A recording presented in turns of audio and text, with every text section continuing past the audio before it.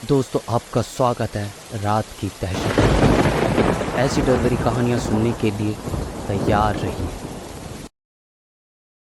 7 लोग जिन्हें आपस में कोई जान पहचान नहीं थी, अचानक एक अंधेरे और अनजान कमरे में जागते हैं। इस कमरे की दीवारें ठंडी थीं, जैसे उनमें से जिंदगी का कोई नामो निशान ही नहीं था। लोहे की एक तेज गंध थी जो फेफड़ों को चीरने का एहसास करा रही थी।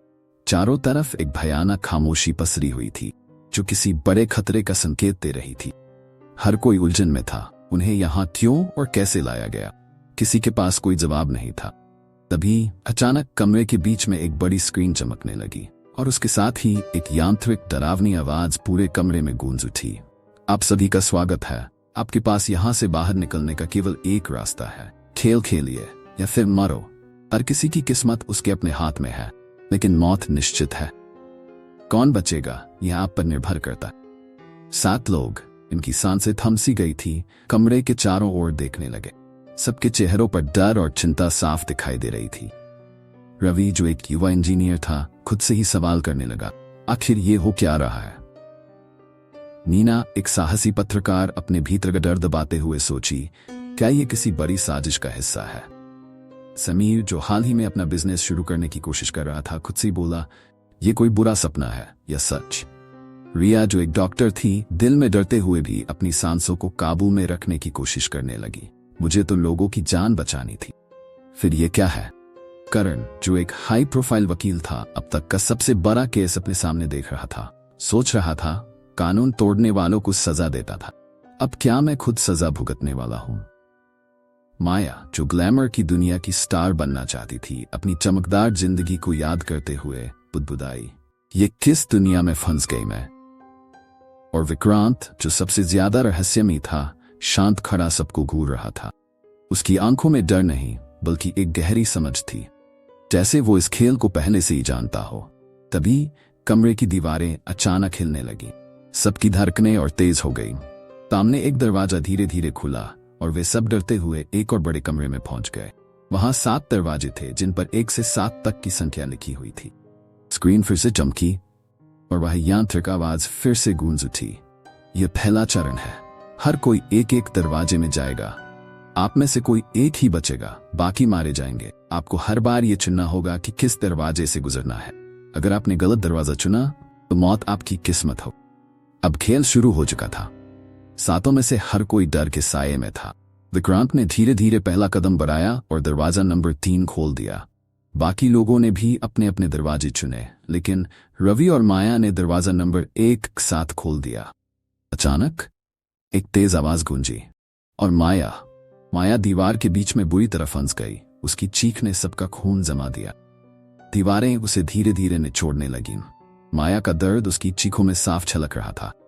रवि पागलों की तरह उसे बचाने के लिए दौड़ा, लेकिन कोई फायदा नहीं। देखते देखते माया की सारी हड्डियां टूट गई और वह तड़पते हुए एक दर्दनाक मौत मर गई। सभी के चेहरों पर सदमे की लकीरें साफ दिखाई दे रही थीं।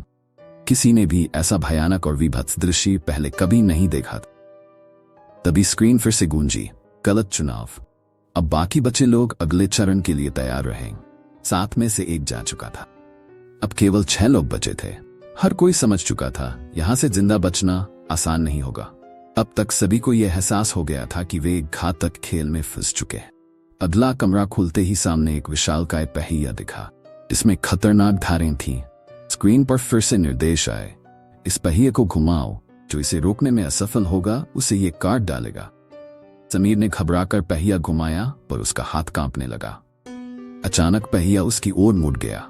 अगले ही पल तेज धारों ने समीर का शरीर चीर कर रख दिया। उसकी चीख पूरे कमरे में गूंज गई। अब केवल 5 लोग बचे थे। समीर की दर्दनाक मौत के बाद कमरे में सन्नाटा पसर गया। नीना, रिया, रवि, करण और विक्रांत ने एक दूसरे की ओर देखा।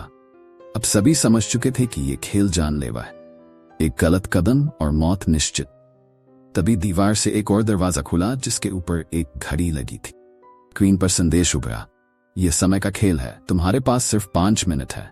जिस कमरे में सबसे ज्यादा समय बर्बाद हुआ वहां मौत तय है। सभी के चेहरे पर डर और घबराहट साफ दिख रही थी।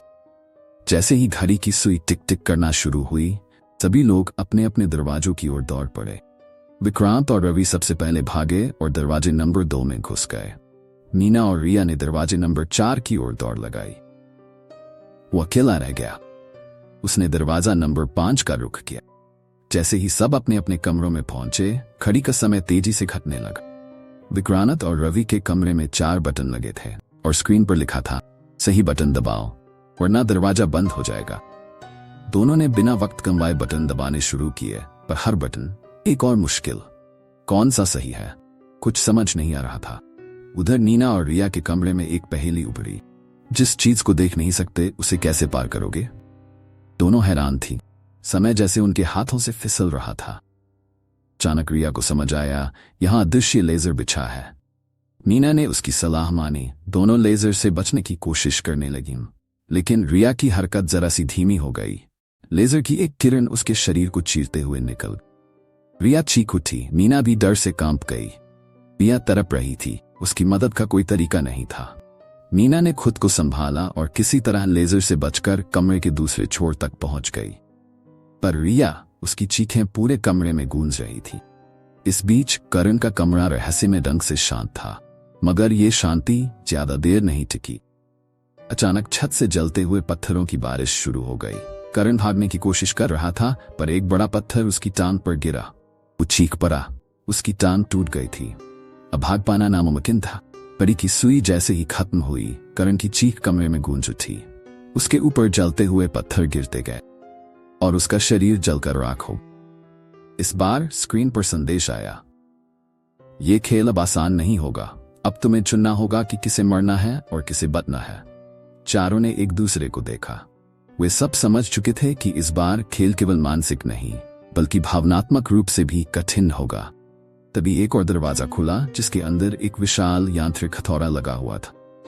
स्क्रीन पर फिर से निर्देश आया, तुम में से एक को इस हथौड़े के नीचे मरना होगा, लेकिन किसे चुनना है ये तुम सभी मिलकर तय करोगे।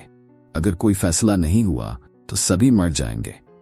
इस बार विक्रांत ने सबसे पहले बात की, हमें जल्दी फैसला करना होगा। मैं नहीं मर सकता, मुझे बाहर निकलना है। नीना ने ठंडी आवाज में कहा, यहां से कोई भी बच सकता है, लेकिन हमें आपस में लड़ने से कुछ नहीं मिलेगा। रवि चुपचाप खड़ा था। उसकी आंखों में उलझन और दर्द था। इतने लोगों को मरते देखना उसकी सहन शक्ति के बाहर था, लेकिन अब वक्त उनके हाथों से फिसल रहा था। अचानक विक्रांत ने रवि की ओर बढ़ते हुए कहा, तुम सबसे कमजोर हो, तुम्हें ही मरना चाहिए। रवि ने विरोध करना चाहा, लेकिन विक्रांत ने उसे हथौड़े के नीचे धकेलने की कोशिश की। नीना ने हस्तक्षेप किया, रुक जाओ।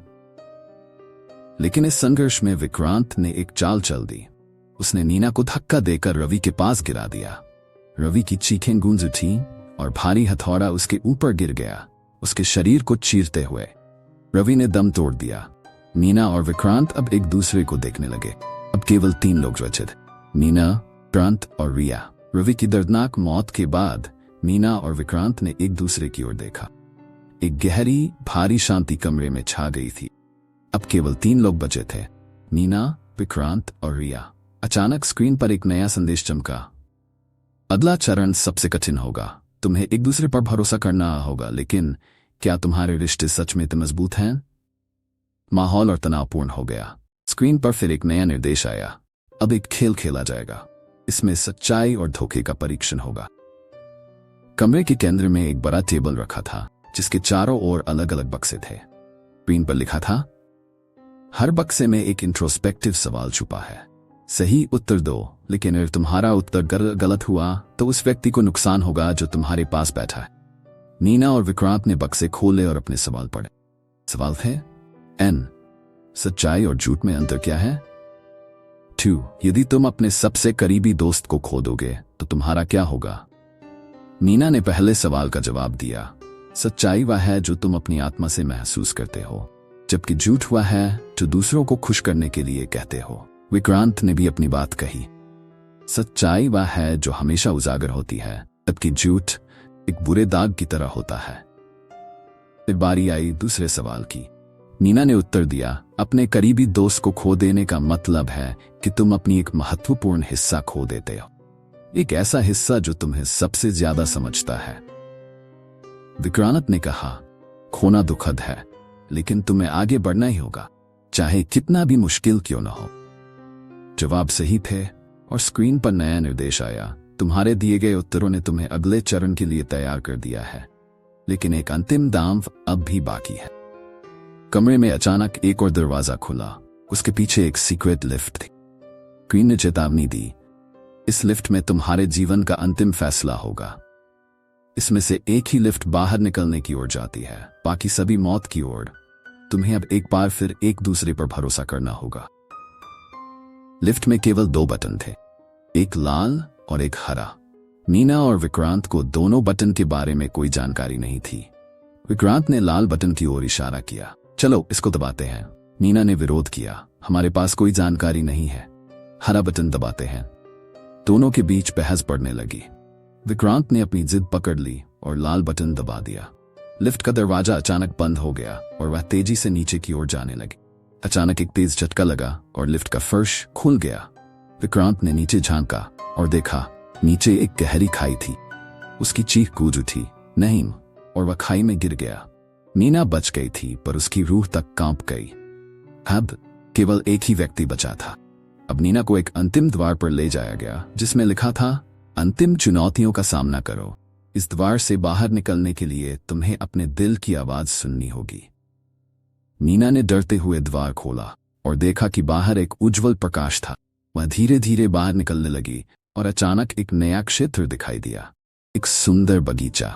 बगीचा की हरियाली और शांति देखकर मीना के दिल में हलचल मच गई। क्या ये सच में हो सकता है?